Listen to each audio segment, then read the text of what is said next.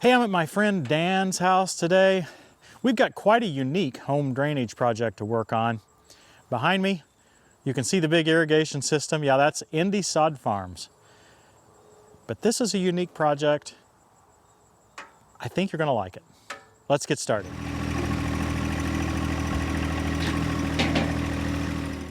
Dan purchased this house a few years ago and he got it in a kind of a distressed situation. It was full of water. There's probably at least 20 acres, maybe even more. It may be as much as 60 acres or more that drains right into this ditch here. Now we're here in the late summer. This is the only time we can get to this place because it stays wet the rest of the season.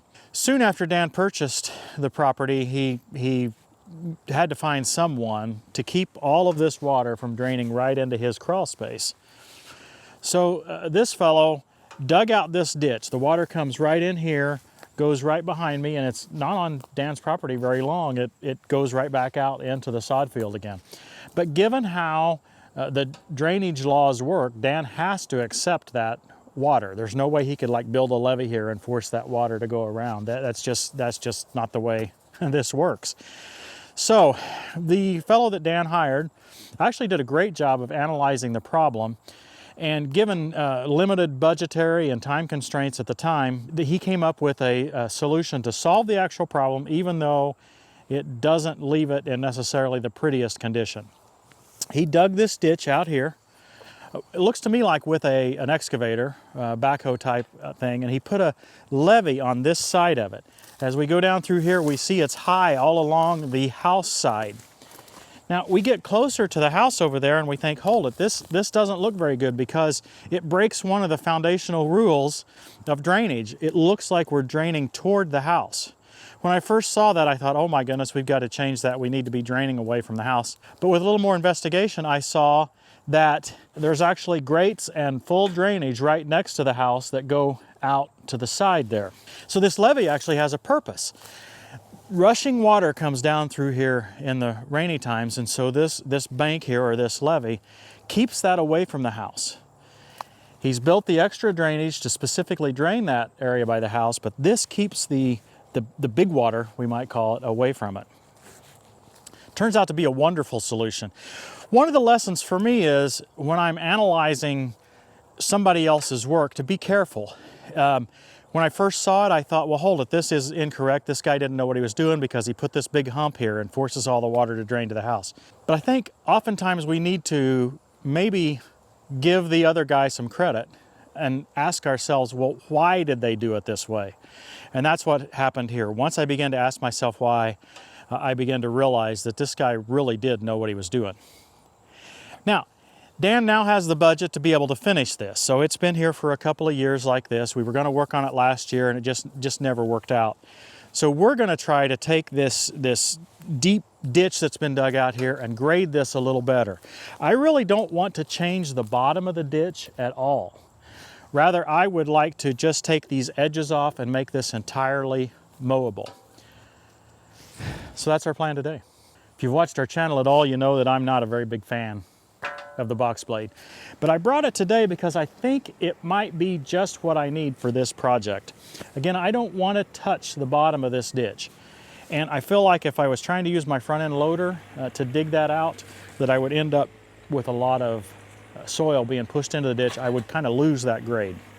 We'll see if I can achieve that goal, but I think I can back this box blade right up there and pull that edge off, okay? And maybe we can get some of that rough edge taken off without filling up the ditch.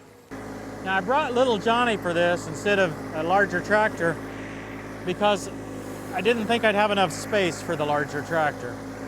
I really could have used the extra power, but I thought for the space constraints this would be best. I did get out the 4-in-1. I thought it would help us.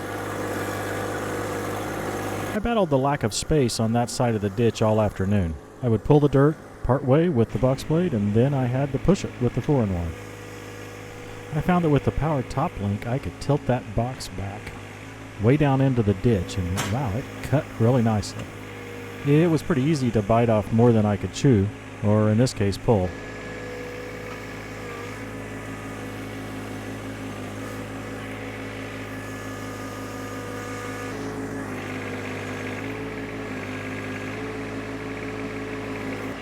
Really tight working space. You get a lot of questions about the VersaTurf tires. I think it's pretty obvious to everybody that they would be easier on turf, but I think some folks are concerned that they might not get as good a traction as they would with, say, an industrial tire. Well, I run them with rim guard, as well as these wheel weights, and in this case, this heavy box plate. With this much ballast, I rarely slip the wheels. For instance, when I'm taking this big bite with the box blade here, I'll run out of power long before I would think about slipping the wheels.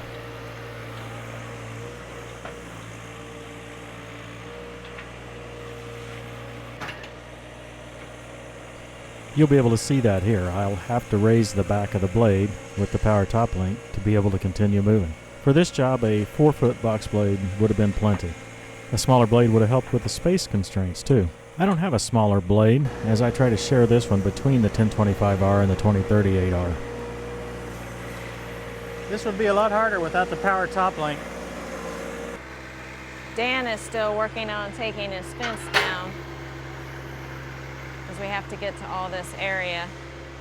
Just in case you've missed some of our episodes, it might be good for me to talk about how the 1025R is able to control the power top link as well as the hydraulic scarifiers on this box blade. At the lower right of your screen here, you can see the 4-valve hydraulic unit that I got from summithydraulics.com/TTWT. I worked closely with Summit Hydraulics to develop this kit. It plugs into the Power Beyond ports on a 1025R, or for that matter, any compact tractor that has Power Beyond ports available. If you have a backhoe, you already have Power Beyond ports.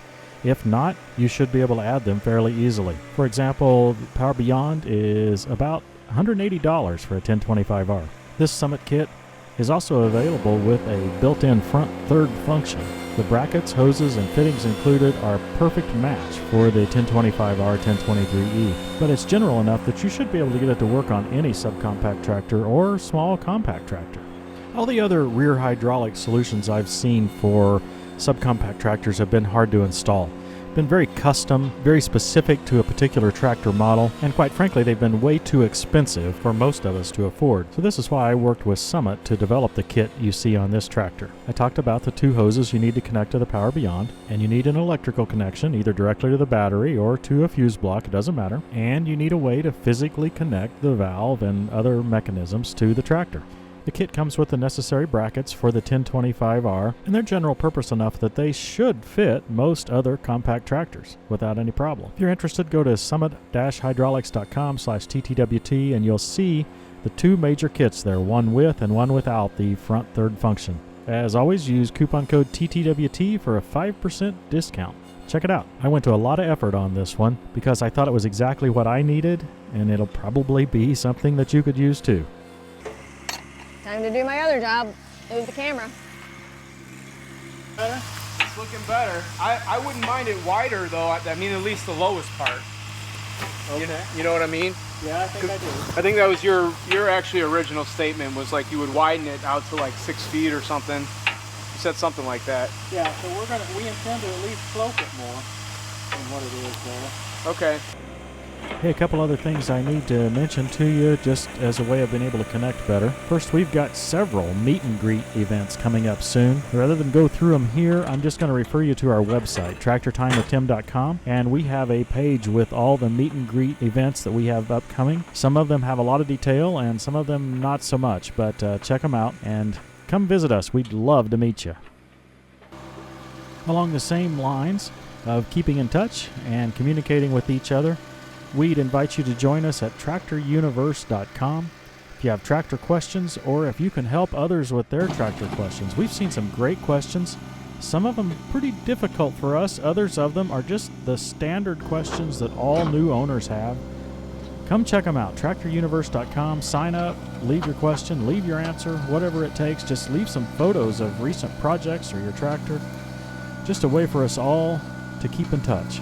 Thanks.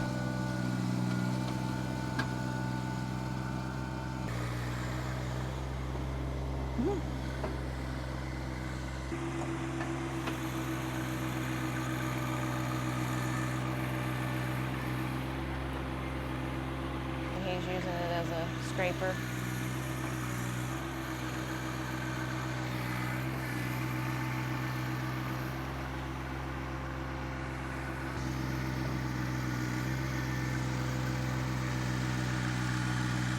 dropping pretty low.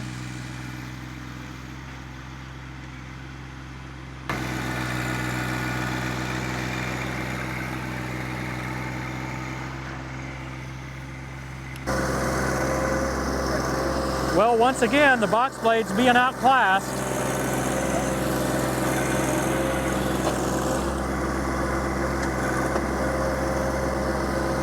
I found something that does the job just as well, maybe even better, and it's easier for me to see, easier for me to control.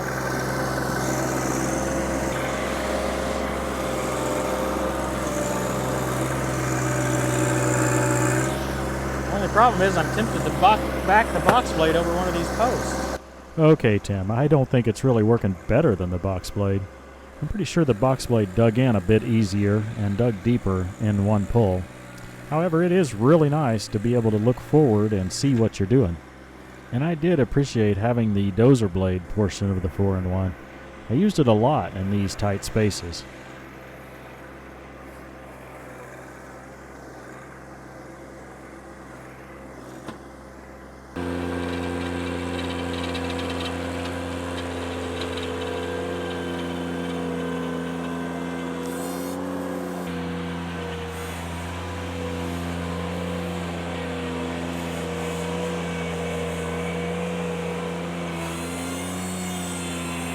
This was kind of the slope I had in mind.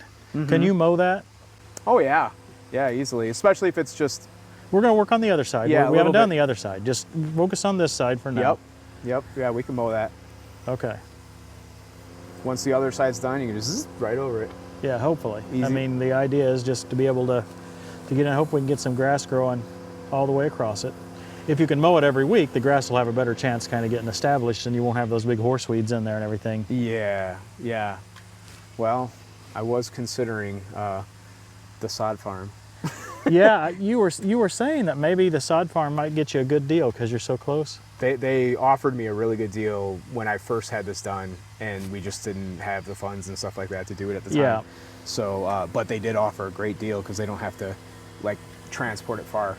Yeah. So yeah. So maybe we can get this grading done, and then they can come in and put the sod in for you. That'd be fabulous. Absolutely. Well, we've got a piece of concrete in here. This is where you had an old clothesline that's been around for years. And you're saying we can just take that out of there, right? Yep. I don't have quite the right tool for the job, but I'll see if I can use that 4-in-1 and dig in there a little bit. I don't know how deep it is. If it's 3 foot deep, we're not going to be able to deal with it. But all right. If it's just a foot or so, we'll be able to dig it out of there.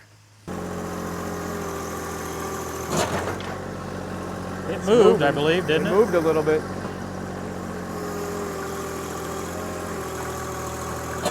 Yay!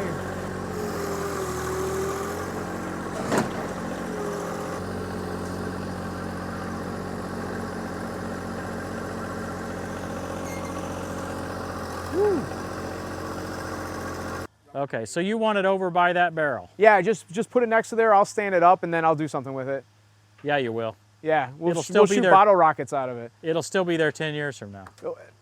We'll see how long I'm here.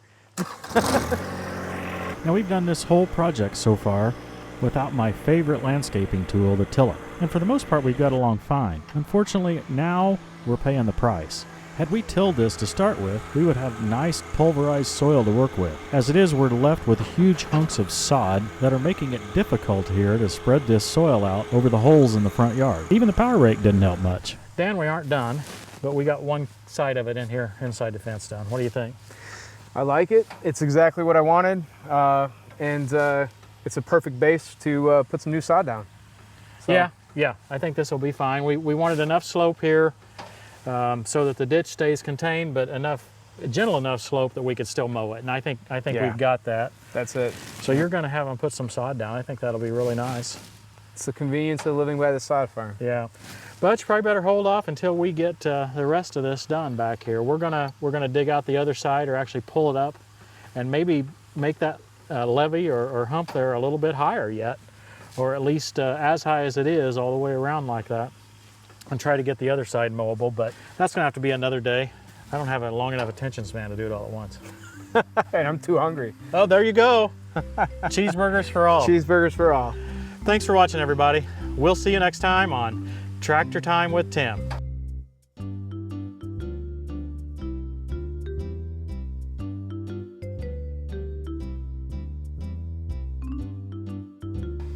He watches the videos. He watches our videos, but he didn't say didn't Tractor say it. Time with Tim. Am I supposed to say? Oh man, See, I was about to say it. I even paused and Tractor Time with Tim. I got the echo. Yeah.